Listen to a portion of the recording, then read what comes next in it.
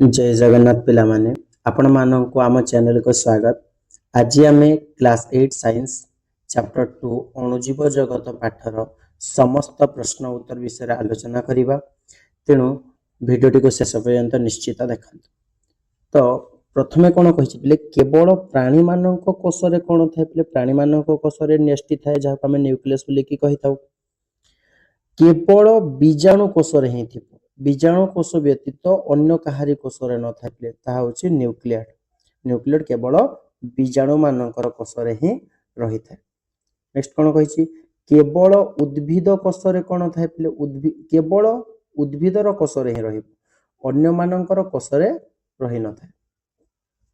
ये होछि हरित लवक बा जहा कि हमें क्लोरोप्लास्ट एवं कोषभित्ति एई दुईटी केवल उद्भिदर कोषरे ही रही थाए। तीनोटी जाक कोष पई समान। तो तीनोटी कोष पई समान कोन बिले कोष जीवक। साइटोप्लाज्मा जोटा रहिछि एटा होछि ए समस्त कोष पई निहाती दरकार एवं कोष झिल्ली मध्ये ताकू कोन माने जहा को हमें सेल मेम्ब्रेन बोली के कहउछु जहा को सुरक्षा दोछि झिल्ली कोष माननकु जे सुरक्षा दिया ताकू हमें कोष झिल्ली बोली के कहिता। नेक्स्ट कोन देछि बिले न्यष्टि न्यष्टि कोन बिले तो एबे देखिथिला जे प्राणी एवं उद्भिद कोषरे उभयक कोषरे न्यष्टि थाए किंतु बीजाणुर कोषरे न्यष्टि न थाए। प्राणीर रहिबो उद्भिदर मध्ये रहिबो न्यष्टि किंतु बीजाणु मानक कोषरे न्यष्टि न थाए। कोष जीवक कोन बिले ये होछि प्राणी उद्भिद एवं बीजाणु ए तीनोटी प्रकार कोषरे एई कोष जीवकटी रही थाए। कोष जीवक प्राणी उद्भिद एवं बीजाणु शरीर रही थाए। हरित लवक कोन हरित लवक केवल उद्भिद रे ही रही थाए केवल उद्भिद रे। कोष भित्ति केउ ठारे थाए बिले उद्भिद एवं बीजाणु मानक मध्य रे कोष भित्ति रही थाए एवं कोष झिल्ली प्रत्येक कोष उद्भिद हो प्राणी हो किंबा बीजाणु हो जहार भी कोष अछि से कोषर ऊपर बा आवरण भाव रही थाए कोष झिल्ली। न्यूक्लियड कोन ई न्यूक्लियड केवल बीजाणु मानकर कोषरे ही थाए। तो एबे हमको कहिछि जे आनंद दुईटी परीक्षा नळी नै से गुडी को क एवं ख भाव रे चिन्हित कला एवं से प्रत्येक परीक्षा नळी रे 2 चामच लेखा चीनी द्रवण पकाइला चीनी एवं परीक्षा नळी ख रे से 1 चामच ईस्ट पकाइला। तो तापरे से प्रत्येक माने उभय परीक्षा नळी को मुहरे अल्प फुला जाइतिबा बेलून को बांधी देला परे तापरे ताकू नेके सूर्य किरण रो दूर रे गोटे उष्म स्थान रे रखी देला। तो रखी देला परे तापरे कोन होइतिबो पिले जते बेले 3-4 दिन परे कोन हैला जे हमें देखिबा जे परीक्षा नळी जो खरे थिला सहित बेलून टी फुली जाइछि किंतु क नंबर जो बेलून टा थिला सी क नंबर बेलून टा फुली नथिला किंतु ख नंबर बेलून जहा थिला तो सेई बेलून टी फुली उठितेला जेमिति कि हमें फुंकिले होए से बोली फुली उठिते।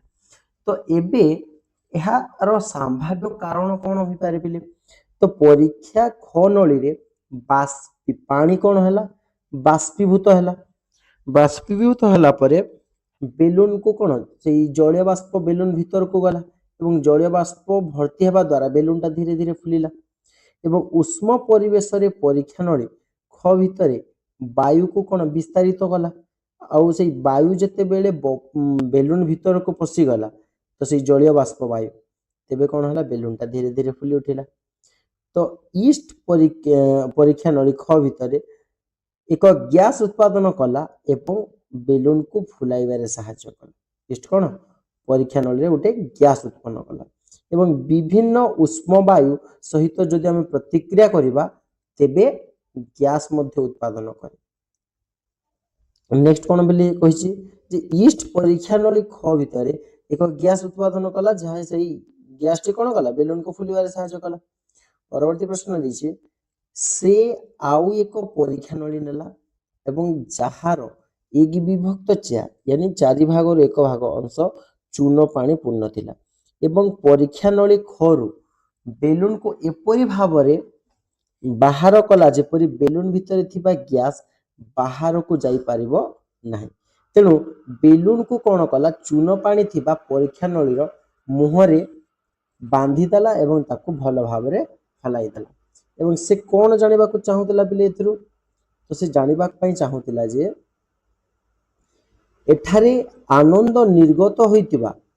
गैस टी अंगारकाम्ल बा CO2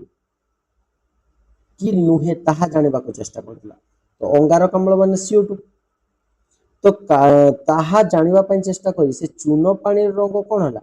दुधिया रंग होई जाय तेबे अंगारकाम्ल अछि बोली जଣା पड़िबो कारण चून पानी वायुर संस्पर्श रे आसीले दुधिया रंग होय काहेकि ना वायुर अंगारकाम्ल थाए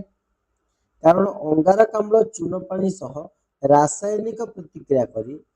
कैल्शियम कार्बोनेट सृष्टि करथिला कैल्शियम कार्बोनेट सृष्टि कला। नेक्स्ट कोन दिछि पे समीकरण रासायनिक समीकरण रहिछि जेमिति कि हमकु CaOH2 यानी चून पानी Ca2 अंगारकाम्ल कार्बन डाइऑक्साइड CaCO3 तो Ca2 CaOH2 एवं CO2 मिसी कि कोन होला पिले CaCO3 सृष्टि हिछि Ca तो एठारे 2 थिला पिले एथरे कोन होला 1 आ गुटे O2 मिसी कि CO3 हे गला एवं OH जहा थिला H2 तो ताहा बाहरी जे कि H2 रे परिणत होइछि यानी हमें चून पानी को जदि अंगारकाम्ल रे मिसाइबा सेतु कैल्शियम कार्बोनेट एवं जल उत्पन्न होइथा एवं CaCO3 एक क्षीर परि धड़ा अवक्षेपण सृष्टि कला कोन धड़ा अवक्षेपण सृष्टि करितला। एबे प्रश्न दैछि जे जणे चासी तांको क्षेत्र गहम चाष करुतिले एवं भल अमल पाइबा पई से माटी रे जबक्षारजान सार मिसै देले एवं पाख पड़िया रे आउ जणे चासी बीरी चाष करुतिले किंतु से भल फसल पई जबक्षारजान सार को मिसाइबा को पसंद कले नाही तो एहार कारण कोन बिले तो जणे जते बेले सार देउची माटी रे आउ जणे सार देले नाही तो बीरी हेउची एक डाली जातीय फसल बीरी हेउची एक डाली जातीय फसल एवं उद्भिद मूल रे कोन राइजोबियम बीजाणु था उद्भिद मूल रे राइजोबियम बीजाणु था एवं वायुमंडल जबक्षारजान को कोन उद्भिद उपयोगी कराय था कोन जबक्षारजान जोगु ही वायु कोन उद्भिद गुडी को वृद्धि होची तेणु रासायनिक जबक्षारजान सार प्रयोग बिना मध्य बीरी गछ भल भाव रे बढ़ी पारे रासायनिक सार प्रयोग करबार किछि जरूरत नाही सुतरा बीरी चाष करुथुबा चाषीक पई जबक्षारजान युक्त सार माटी रे प्रयोग करबार किछि दरकार न थाए कारण बीरी ऑटोमेटिकली बढ़ी पारे। नेक्स्ट प्रश्न कोन दिछि तन्मयी निज बगीचारे दुईटी गात क एवं ख खोलिला एवं गात क रे फल पनिपरिबा सहित सुखिला चुपा मिसाई पकाई देला तो एबे गात ख रे फल पनिपरिबा चोपा सहित सुखिला लूण सुखिला पत्र मिसाइला नाही तापरे उभय गातरो माटीर जोड़ाए घोड़ाई दिया गला एवं 3 सप्ताह पर पर्यवेक्षण कला जे से कोन परीक्षा करबा को चेष्टा करूची से कोन परीक्षा करबा को चेष्टा करूची।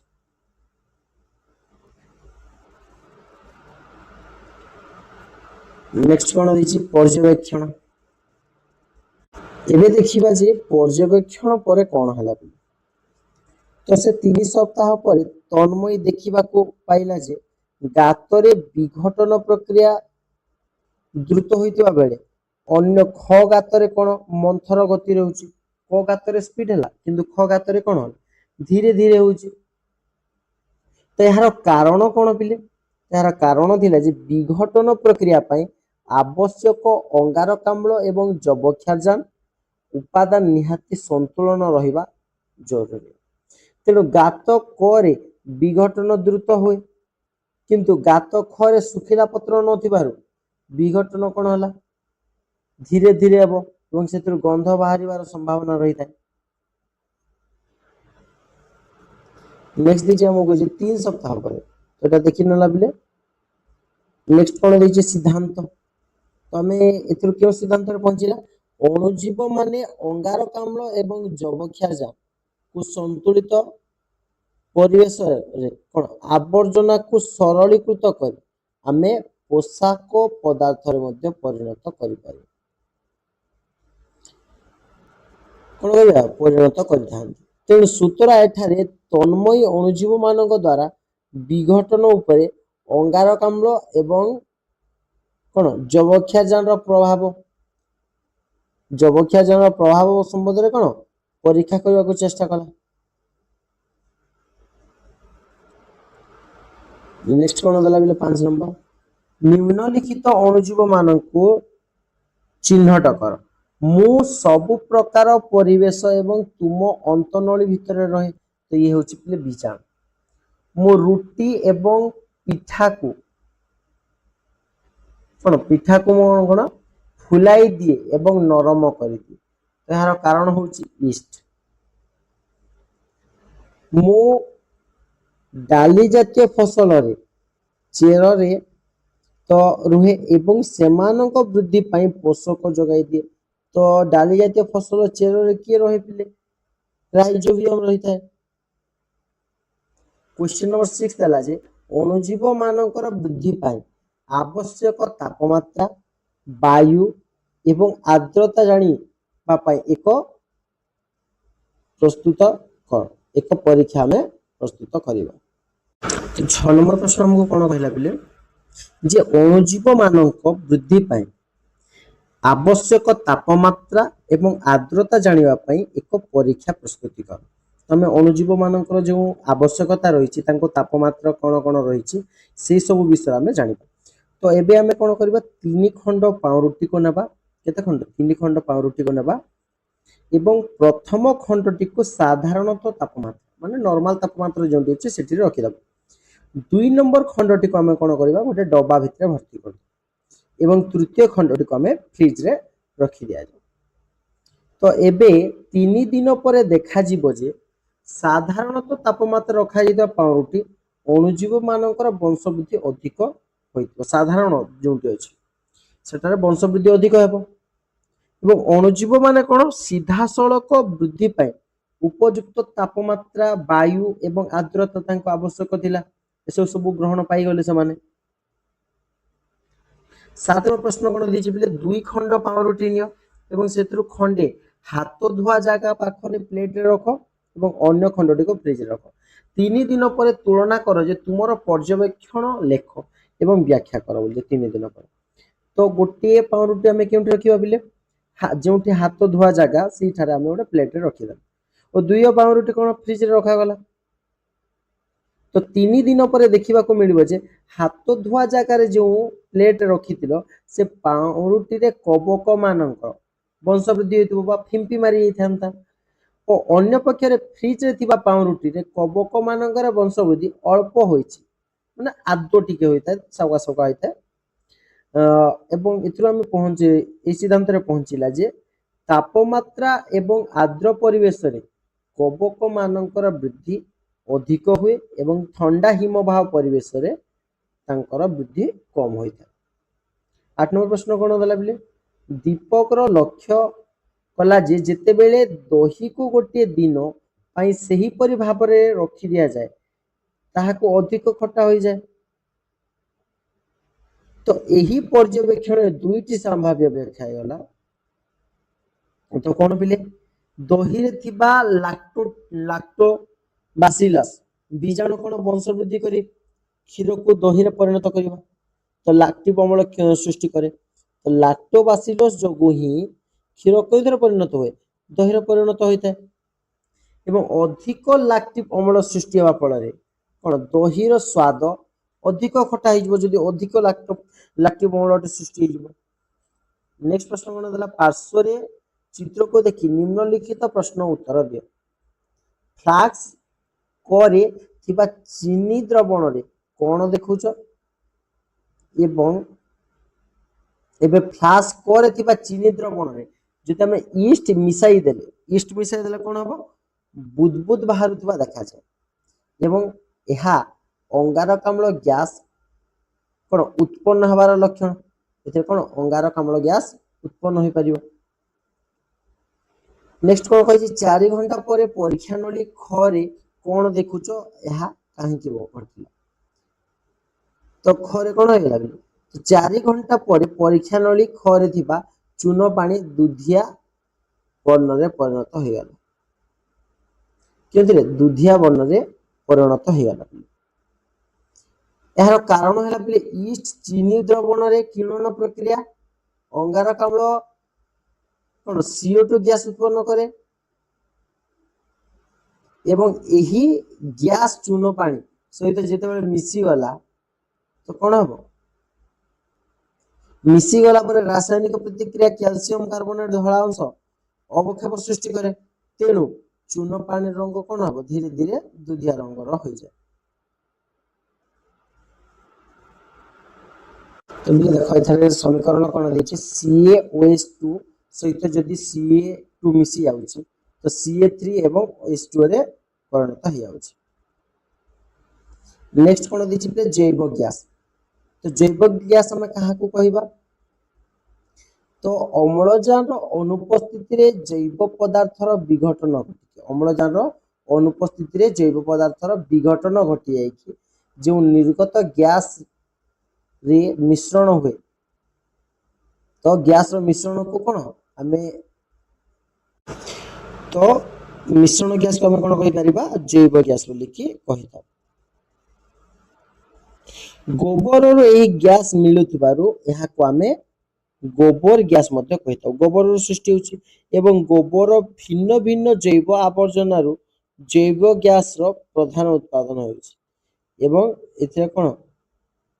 मिथेन अंश रहिता मिथेन। नेक्स्ट दिछि हमकु बोले जैव गैस विषय न जैव गैस प्लांट रो प्रमुख अंश गुडी को कोन कोन तो प्रमुख अंश गुडी को कोन कोन थाए एथिरे गोबर एवं पानी रो प्रवेश द्वारा गैस निष्कासन द्वारा तपरे खत निष्कासन द्वारा सीमेंट पाइप नेक्स्ट कोन होला भूगर्भस्थ पाचन ट्रैक एही सब को नेई कि जैव गैस प्लांट रो प्रमुख अंश गुडी होछि